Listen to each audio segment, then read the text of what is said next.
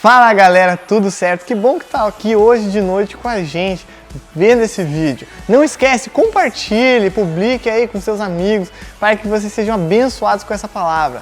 Foi muito legal ontem a nossa live, né? Então aproveite que hoje tem mais, nós não paramos, a Jubrac ela não parou, certo? Então assim, ó, se achegue, pegue sua pipoca, seu refri lá e seja abençoado com essa palavra incrível que Deus tenha para você no seu coração. Valeu!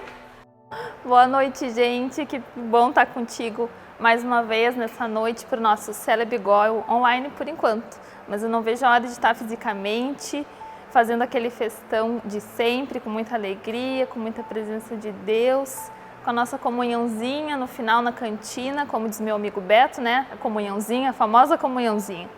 Não vai faltar. Mas por enquanto é assim, né? Você aí na sua casa e nós aqui preparando algo sempre com muito amor, com muita dedicação para vocês que estão aí em casa. Vamos lá então?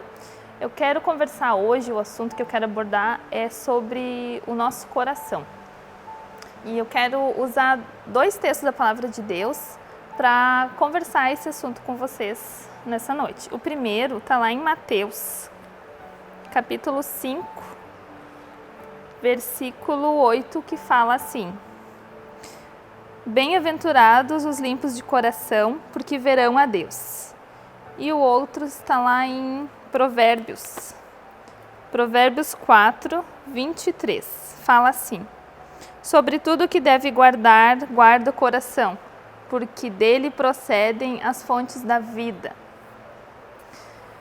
Eu quero perguntar para ti aí, se tu conhece aquele ditado, não julgue o livro pela capa. Se tu já não falou, tu já ouviu alguém falar, porque ele é bem conhecido. Então, vou contar de uma experiência que eu tive bastante tempo atrás. Eu estava no ensino fundamental ainda e eu fui na biblioteca escolher um livro para fazer leitura. Não era para fazer pesquisa nem nada assim de escola, era um livro assim para mim ler. Eu gostava de ler, eu ainda gosto de ler.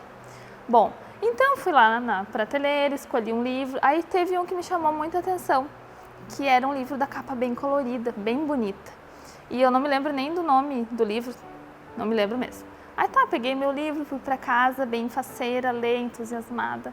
Aí li uma página, li 2 páginas, e aquela leitura eu não conseguia desenvolver, eu não consegui nem chegar na metade do livro, acho. Bom, mas resumindo, o livro que eu peguei não era tudo aquilo que eu estava pensando, porque eu me baseei só na capa.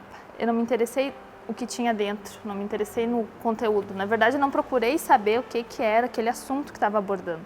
E também não perguntei nem para o professor ou para a bibliotecária se aquele livro era adequado para a minha idade ou se aquele autor era um bom autor. Bom, mas aí pode estar se perguntando o que isso tem a ver com o assunto proposto, não é? Mas tem a ver sim, isso faz sentido, sabe por quê? Lá em Samuel, 1 Samuel, fala sobre Davi, quando ele ia ser ungido rei de Israel. Com certeza tu já deve ter ouvido esse versículo, já deve ter lido, na verdade, que fala assim: Porém o Senhor disse a Samuel, não atentes para a sua aparência, nem para a sua altura, porque eu o rejeitei. Porque o Senhor não vê como o homem vê. O homem vê o exterior, porém o Senhor vê o coração.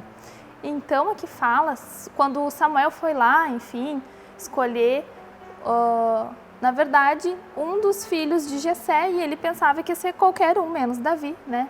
Porque naquele tempo os reis iam para a guerra e Davi não tinha porte nenhum de soldado que vai para a guerra. E os irmãos dele já tinham experiência, enfim, tudo estava apontando que fosse alguns dos irmãos de Davi, menos Davi. Mas como a gente leu no versículo 7, Deus não se importa com a aparência, Deus se interessa no coração. É o coração que o Senhor vê. E olha só que interessante que daí linka com a história lá do livro que eu falei, né? Foi uma história que eu lembrei e eu pensei, vou compartilhar um pouco da minha vida aqui. Então, isso eu lembrei e daí linka com a história da aparência. Tá, mas então eu quero frisar uma coisa, que Deus se importa com o nosso coração e tudo que a gente tem lá. A gente pode ter coisa boa e a gente pode ter coisa ruim também. E o que a gente tem lá dentro do nosso coração, que a gente está cultivando, vai florescer, assim como nasce uma flor. Se for bom, ou vai nascer erva daninha se for ruim.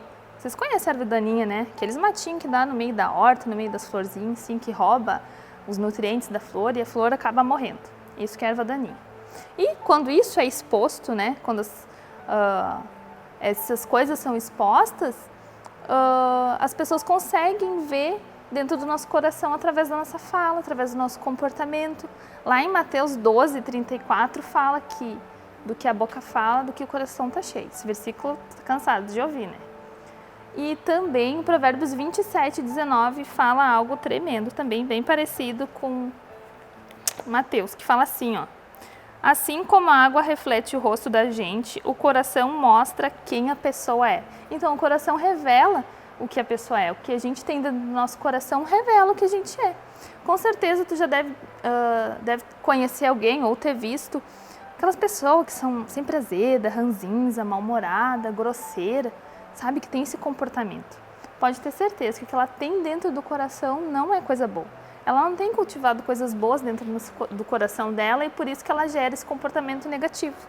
Da mesma forma, aquelas pessoas que estão sempre sorrindo, está sempre de boa, é sempre disposta, ela cultiva coisas boas dentro do seu coração e ela mostra esse comportamento positivo, vamos dizer assim, esse comportamento legal.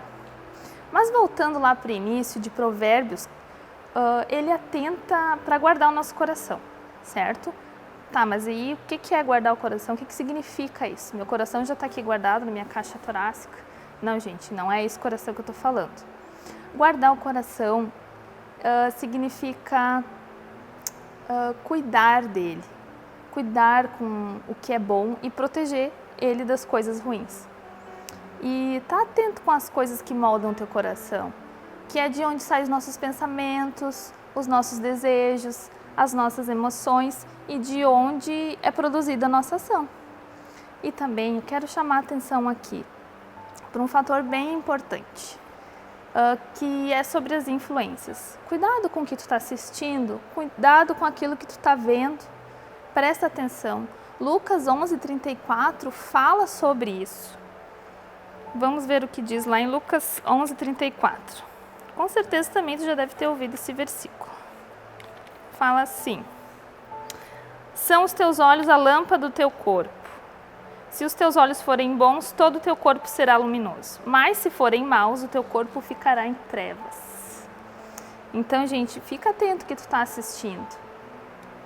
Aquilo que tu assiste vai trazer luz para dentro de ti ou pode trazer trevas. E também cuidado com aquilo que tu está escutando e de quem tu está escutando, principalmente. 2 Pedro 2:1, ele já dá um toque para a gente tomar cuidado com essas coisas, com o que a gente ouve. Lá ele fala dos falsos profetas, dos falsos mestres, que permeiam no meio dos cristãos, lançando ensinamentos de doutrina. Só que é furada, né, gente? Então fica atento, fica ligado, presta atenção, gente, naquilo que tu vê, naquilo que tu ouve. As influências, a gente sabe que pode ter boa influência.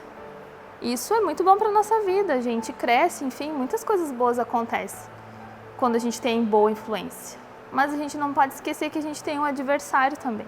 E ele trabalha com a mentira e com o engano. Mas a gente tem a Bíblia para dar discernimento dessas coisas. Gasta tempo com a Bíblia, leia a palavra, ela vai saber o que é bom para a tua vida. Ela é uma ótima influenciadora, é a palavra de Deus. Mas como a gente pode ter fatores externos, que são as influências que podem contaminar o nosso coração, nós também temos os fatores internos, né? Nós temos uma natureza pecaminosa. E também pode ter coisa assim que desagrada a Deus, pode ter coisa dentro do nosso coração que desagrada o Senhor. Posso citar aqui a ira, a raiva, a falta de perdão, o egoísmo, o orgulho e, nossa, tantas outras coisas que eu poderia citar. Mas assim como o nosso coração físico, ele precisa estar saudável, bombeando vida para o nosso corpo, o nosso espiritual também precisa de cuidado e atenção. Ele não pode ser aquela gaveta, sabe? Todo mundo tem aquela gaveta que tem de tudo dentro. Tem papel amassado, tem fio, tem lixo, tem coisa quebrada, tem coisa boa misturada com coisa que não presta. Aproveita essa quarentena. Aproveita e faz uma faxina, não só no teu quarto, não só na gaveta, mas faz uma limpeza no teu coração.